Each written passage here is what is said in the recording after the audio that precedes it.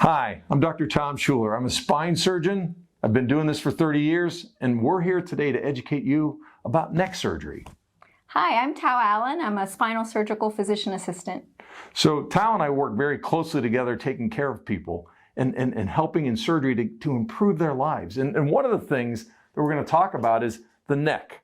When people have neck pain or they have arm pain, the question is, what do we do to help them? And obviously these are people that have not gotten better non-operatively but need surgery. And so we have to take a look and say, in surgery on the neck, how do we get to treat the neck and what do we need to treat? And so to understand that, we're going to look at some models. So that was the whole skeleton. Let's move her aside.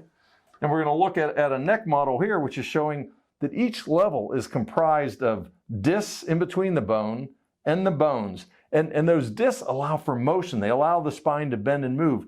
In the back of each level are little joints called facet joints. And each level is a three-legged stool or a tricycle where we need a healthy disc in the front and healthy facet joints in the back for everything to function properly. Let's look at a picture book here that shows some models. And I think that if we start here in looking at the neck, this is a picture of the front of the neck, and you can see nerves coming out of the neck going down into the arm. And these are the nerves that can get affected by a disc herniation at one of these levels, pinching it, causing pain, weakness, or numbness out into the extremity. And if it's in the neck, it's up in the arms. If it's in the low back, it tends to go in the legs. And so this is what those nerves look like as they leave and then go to the arm to give you motor function so you can move your arm, sensation so you feel things, and pain so if there's pain you can feel it. And this is looking at a picture of the spine from the back on the neck where the lamina has been removed. And hold the book. The lamina are these bones that cover the back of the spine. And in this case, they've been removed for this picture. And this is what the spinal cord looks like, and then the nerves look like as they branch off at each level. And so when we do neck surgery, we typically do it from the front. And that everybody's like, why would you operate on the neck from the front? And this picture shows why. Because this picture is looking at the spine in cross-section. So that's the front of the neck. That's the back of the neck. And this is the disc or vertebral body in the front. There's the spinal cord. And then this is the bone in the back. These are those two facet joints I talked about. And the nerve roots come out to the side just like that through the foramen. And to get a disc herniation out or spur out, which is pinching the spinal cord or nerve in the front, we actually come from the front because if you come from behind, you have to move the spinal cord aside and that would lead to paralysis. So that'd be very bad. So typically we'll do the surgery from the front where we actually go in and remove part or all of the disc. And that's coming from the front. So that's an anterior neck surgery. So that's good, thank you. And when we talk about surgery, the options we have typically on this anterior surgery is to clean out the disc, free up the nerve, the spinal cord, and then stabilize it. And we can stabilize it one of two ways. One, with a fusion, that's more traditional, or using an artificial disc. And there's different reasons why we would do one or the other. But we're just here to help you understand the different operations. So this x-ray is of somebody that we did a fusion on, where we clean the disc out, put a cage in, and put a plate on. And that would be an example. This is a model of somebody who's had a two-level plate. So 2 levels were treated and a plate was put on. Then the disc was removed and cages were put in. And so let's look at the front view. So this is the side view. And on the front view, we can see that's looking at the plate from the front and the cage. And what we've done is we've gone in from the front, slipped in between the muscles, cleaned the disc out, removed the pressure off the nerves in the spinal cord, put our cage in, put the plate in, and that plate acts as a little cast to hold everything stiff while the bones heal.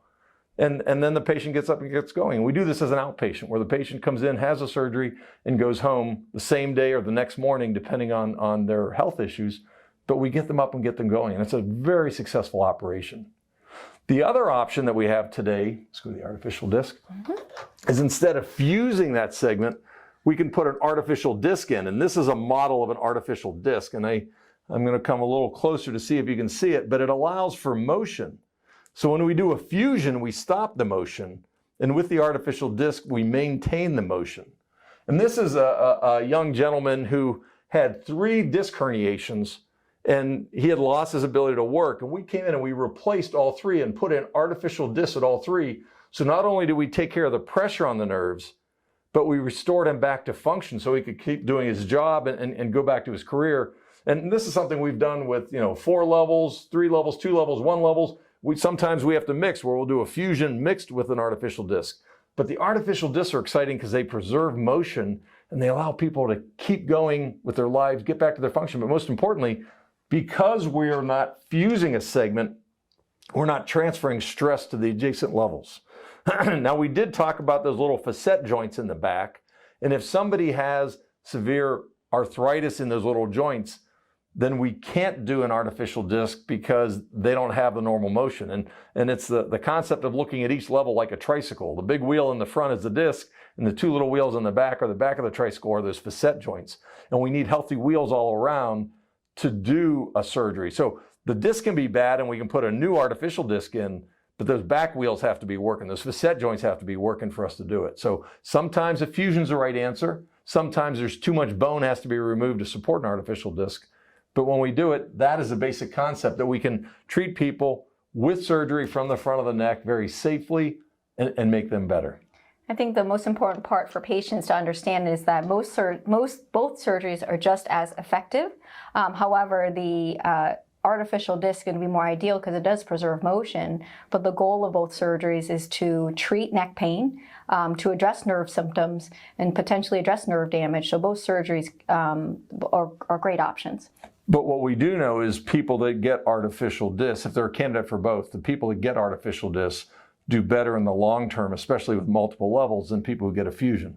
1 level fusion and 1 level artificial disc, fairly comparable, but 2 levels and 3 levels, the artificial discs do better, and it's because you're not immobilizing areas and you're not transferring stress to everything. So preserving motion when possible is ideal, but both operations are great, and it's up to the surgeon and the patient to understand why, and then pick the best operation.